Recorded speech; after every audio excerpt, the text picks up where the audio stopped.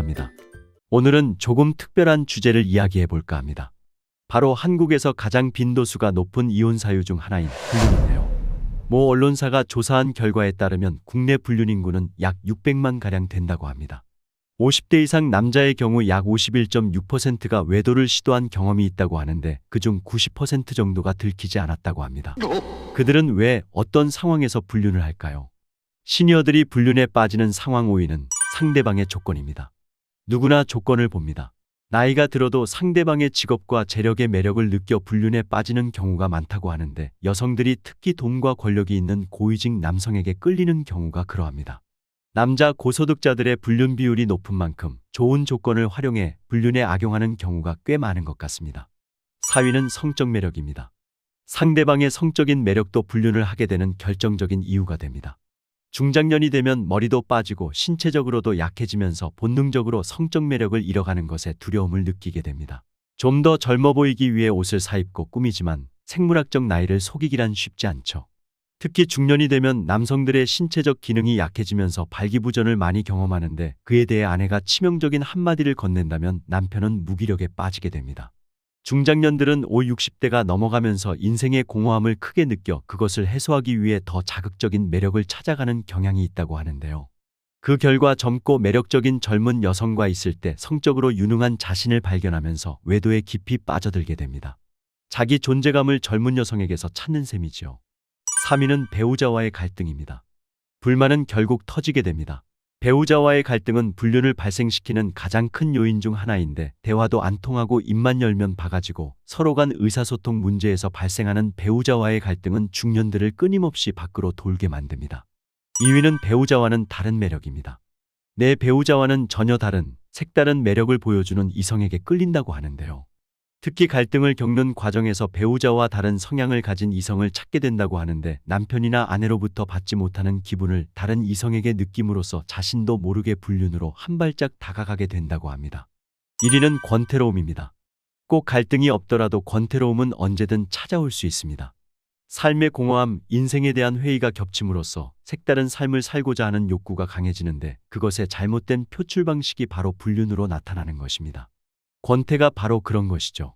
결국 부부간의 관심 부족이나 대화 부족 등으로 인해 정서적 결핍을 채우려다 불륜에 빠지는 경우가 많은 것 같습니다.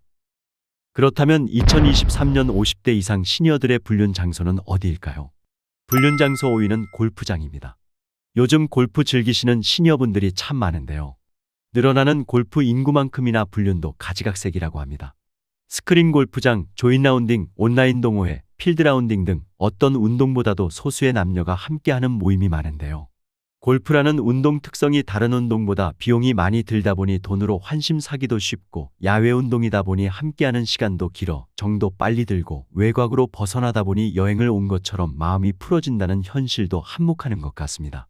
특히 골프를 치는 불륜들은 필드가 데이트 코스가 되는데요. 골프장에 갔을 때 지긋한 나이에 중년 남자와 향수 냄새 풍기는 화려한 옷차림의 젊은 여자 단둘이 커플이라면 불륜을 한번 의심해 볼 수 있을 것 같습니다. 이들은 신혼부부에게서나 볼 수 있는 달달한 멘트를 주고받는 것은 물론이고 카트를 타고 가는 동안에도 뒷자리에 꼭 붙어 앉아 서로 만지고 더듬고 난리도 아니라고 합니다. 특정 골프장은 이미 불륜인 커플들이 많이 애용하는데 교외 한적한 곳에 위치하여 맛집이나 드라이브 코스, 무인텔 등을 풀코스로 이용한다고 합니다. 2023년 불륜 장소 4위는 동네 중고거래 플랫폼입니다. 중고거래 플랫폼에서 불륜을 저지른다는 것이 조금 생소한 분들이 많으실 텐데요.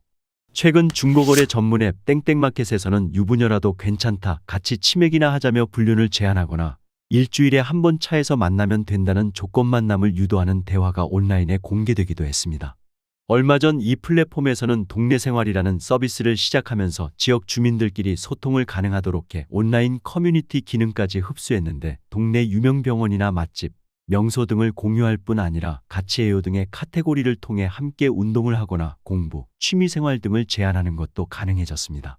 같은 지역이기에 만남도 편하고 공감대도 형성할 수 있는 서비스인 것이죠.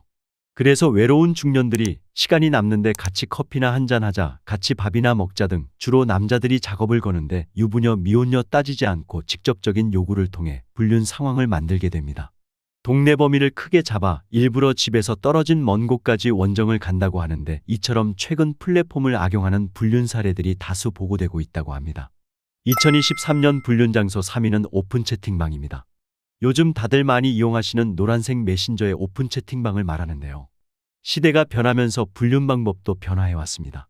과거에는 카바레나 콜라텍 같은 오프라인 만남으로 불륜이 이루어졌다면, 최근에는 온라인 만남, 스마트폰 어플로 자연스러운 만남을 추구하며 불륜이 발생되고 있습니다. 오픈 채팅을 이용하면 익명으로 활동할 수 있는 것은 물론이고, 출퇴근 시간에 따라 채팅방을 나가거나 다시 들어오기 쉽기 때문에 수많은 사람들이 이곳을 이용한다고 하는데요. 외로움에 몸부림치는 사람들이 작정을 하고 참여하는 경우가 많아 상당히 불순한 상황이 많이 만들어집니다. 간통죄가 폐지된 이후로 정말 뻔뻔하게 불륜이 이루어지고 있는 곳이 바로 이 오픈 채팅인데요. 오픈 채팅의 기혼썸방이라고 검색하시면 다양한 동물의 세계를 감상하실 수 있는데, 말 그대로 기혼자들끼리 노는 채팅방이 있습니다.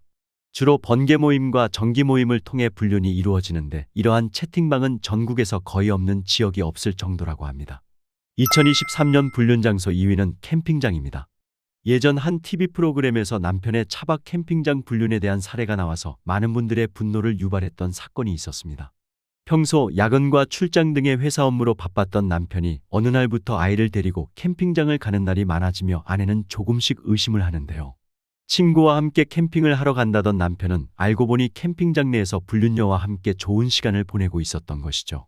이처럼 최근 차박이나 캠핑장을 통한 불륜 사례가 매우 많다고 합니다. 캠핑장이 불륜 장소로 각광받는 이유는 첫째, CCTV가 없다. 둘째, 상대적으로 알려지지 않았다. 셋째, 지인을 만날 확률이 적다. 넷째, 캠핑장 주변에 숨겨진 모텔이 많아서라고 하는데요. 이처럼 아무래도 차박이나 캠핑장의 경우 다른 사람의 시선에 크게 신경 쓰지 않아도 되고, 캠핑장이나 차 안에서 은밀하게 만남을 유지할 수 있다는 점에서 불륜에 최적화된 곳이라고 할 수 있습니다.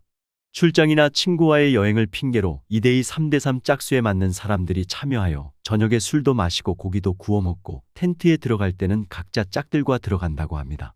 캠핑은 이미지가 좋은 취미일 뿐더러 숙박까지 해결되는 완전 범죄 취미이기 때문에 일부 캠핑장은 불륜의 최적의 장소로 이용되고 있습니다. 오죽하면 어떤 캠핑장은 60대 이상 커플의 약자는 예약을 막는 경우도 있다고 하네요. 2023년 불륜 장소 1위는 동호회입니다. 중년 미팅의 장소, 바로 동호회인데요. 물론 전국에 건전한 동호회가 훨씬 더 많습니다만, 아직까지도 산악회, 자전거 모임, 탁구 동호회 등 집을 벗어난 동호회 활동은 여전히 시니어 불륜의 온상지라고 합니다. 나이가 들어 집에 있으면 아내도 있고 자녀들도 있어 안전한 울타리가 되지만, 집이 아닌 다른 곳으로 가게 되면 직장이나 가정에 대한 걱정도 사라지게 되면서 마음이 자연스럽게 풀어지게 됩니다. 특히 일부 동호회 중 말 그대로 애인을 사귀기 위한 목적으로 동호회를 찾는 사람들도 많다고 하는데요.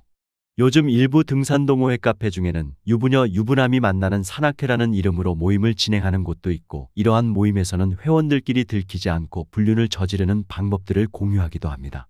여기서 불륜 등산 동호회의 재미있는 암호를 몇 가지 소개해드리면, 불순한 의도로 산을 찾는 여성들을 산토끼라고 부른다고 하며, 이런 여성들은 등산과 어울리지 않는 진한 화장과 화려한 옷차림을 하는 경우가 많다고 합니다.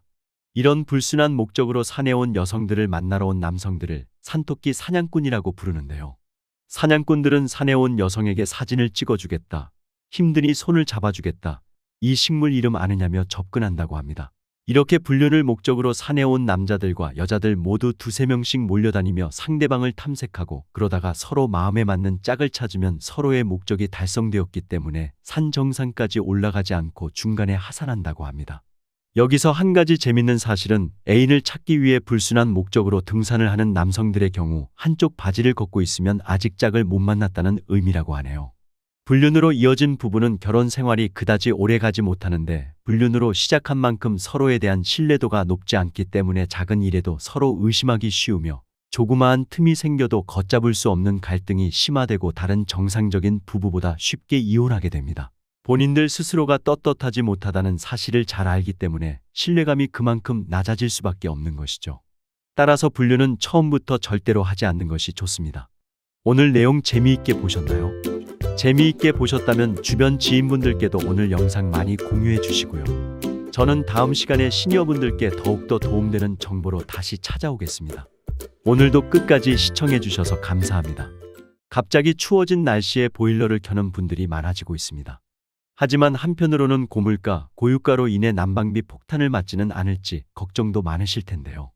오늘은 실내 온도는 따뜻하게 높이고 난방비는 줄이는 8가지 방법을 빠르게 소개해드리겠습니다.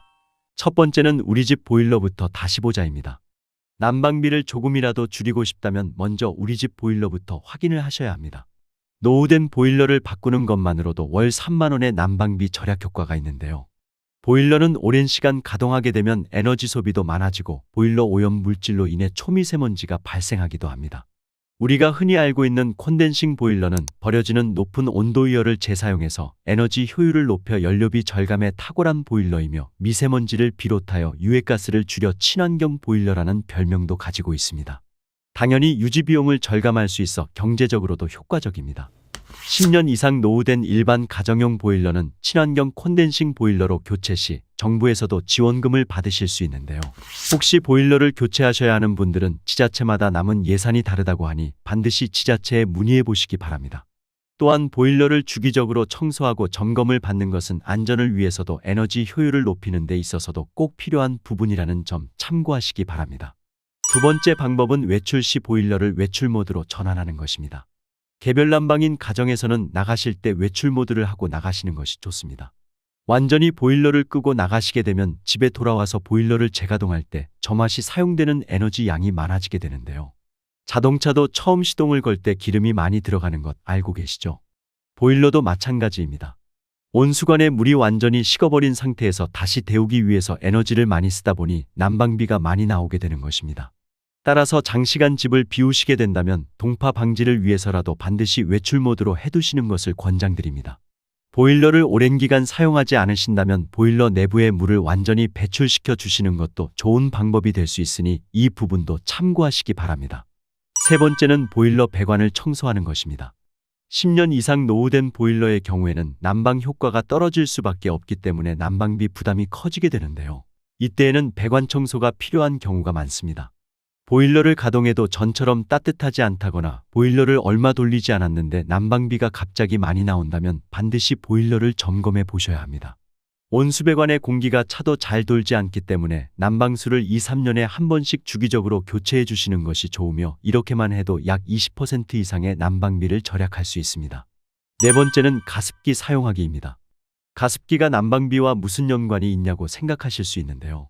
습도를 40에서 60% 정도 유지한 채 보일러를 가동하면 공기순환이 빨라져 실내 온도가 빨리 상승하고 수분이 열을 오랫동안 머금어 실내 공기 온도가 쉽게 내려가지 않아 난방 효율이 높아집니다. 습도를 유지하는 가장 좋은 방법은 가습기를 이용하거나 젖은 수건을 걸어두는 방법이 있으며 건조한 공기는 인체 면역력을 떨어뜨리기 때문에 습도를 유지하는 것은 매우 중요합니다. 단, 가습기를 사용하실 때 주의하셔야 될 점은 물은 매일 갈아주셔야 하며 세균 번식이 되지 않도록 세척에 특히 신경을 쓰셔야 합니다. 또한 가습기는 정수기물을 사용하시면 세균 번식의 위험이 크기 때문에 반드시 수돗물을 사용하시는 것이 좋으며 어린아이나 어르신 방에 있는 가습기는 가능하면 가열식 가습기를 사용하시는 것을 추천드리고 싶은데요. 가열식 가습기는 일단 세균 번식의 위험이 적고 물을 끓여서 살균하기 때문에 다른 가습기에 비해 위생적이기 때문입니다. 그리고 따뜻한 수증기를 방출하기 때문에 실내 온도가 낮을 경우 난방 효과도 있습니다. 다섯 번째는 겨울철 온수를 사용한 후 수도꼭지 방향을 반드시 냉수로 돌려놓는다입니다. 추운 겨울 날씨에 물을 사용할 때 우리는 흔히 냉수보다는 온수를 선호하고 사용하게 됩니다. 그런데 온수를 다 사용한 후에는 수도꼭지를 냉수 방향으로 해놓는 것이 좋은데요. 그 이유는 온수를 다 쓰고 난 뒤 온수 방향으로 수도꼭지를 두게 된다면 보일러는 물을 계속해서 데우기 위해 불필요한 공회전이 일어나게 되며 이는 높은 난방비의 원인이 될 수 있기 때문입니다. 그러므로 물을 다 사용한 뒤에는 되도록 온수 쪽이 아닌 냉수 쪽으로 방향을 돌려놓는 것이 중요합니다. 여기서 한 가지 말씀드리고 싶은 부분은 우리가 평소 손을 씻을 때 온수를 틀게 되면 바로 뜨거운 물이 나오는 것은 아닙니다. 오히려 손을 다 씻을 때쯤 따뜻한 물이 나오게 되죠. 이때 보일러가 가동되면서 연소가 일어나는데요.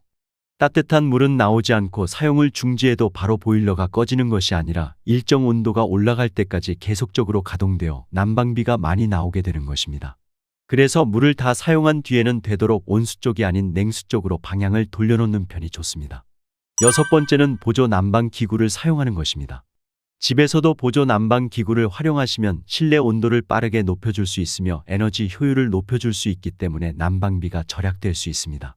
단, 보조 난방 기구를 사용하시는 경우에는 전기를 많이 사용하여 누진세의 원인이 될 수 있기 때문에 에너지 효율 등급이 좋은 제품을 사용하시는 것이 좋은데요. 우리가 자주 사용하는 보조 난방 기구 중 공기를 데우는 온풍기, 전기 히터 등은 소비 전력이 높고 온수매트, 전기요 등의 소비 전력은 상대적으로 낮은 편입니다.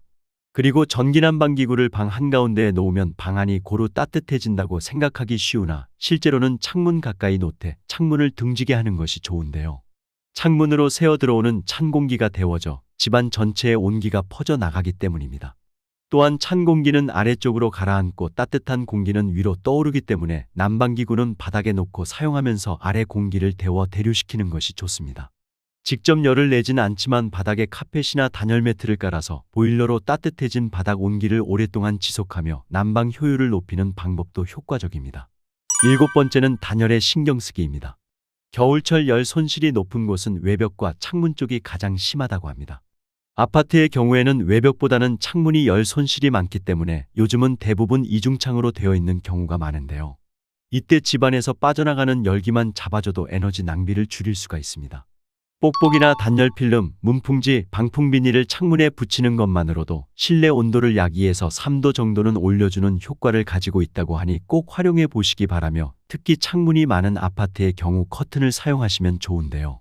커튼은 외부의 찬바람을 막아주고 내부의 열 손실을 잡아주는 역할을 합니다. 커튼을 설치하실 때는 천장에서 바닥까지 길게 설치하시는 것이 일정한 실내 온도를 유지하는 데 도움이 됩니다. 마지막은 적정 실내 온도 유지하기입니다. 날이 추울수록 실내를 빨리 데우기 위해 적정 온도를 많이 올려놓는 경우가 있습니다. 하지만 이것은 실내를 더욱 따뜻하게 만들 수는 있을지 몰라도 난방비 절약에는 그다지 도움이 되지 않는데요. 에어컨과 마찬가지로 겨울철 난방비도 이와 비슷하게 실내 온도를 1도 높일 경우 난방비도 함께 올라가게 됩니다. 그래서 실내 난방 온도는 18에서 20도가 가장 좋은데요.